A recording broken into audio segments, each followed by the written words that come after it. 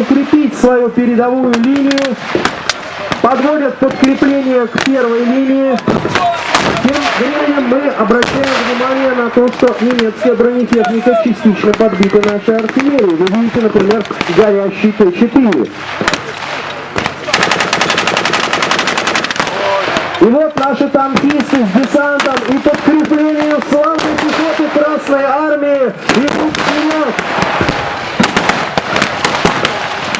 Поддержим наших славных бойцов! Ура!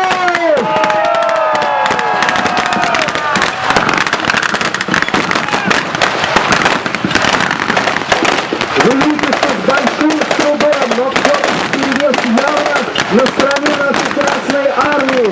Противник, конечно, силен и опытен, но ничто не устоит против единодушного напора сил советской Родины.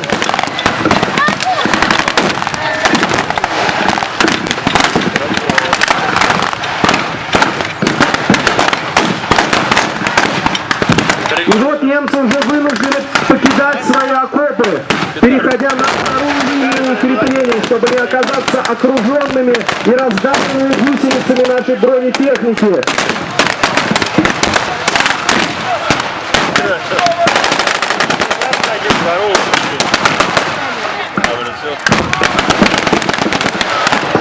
Вот вы видите, как наша артиллерия огневым валом поддерживает наступление.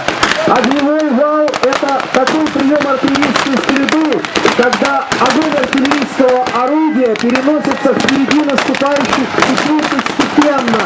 И вот мы видим, как стреляет артиллерия, потом бежит наша пехота, и противнику ничего не остается делать, он вынужден, не поднимая головы из окопов, фактически гибнуть в этих окопах.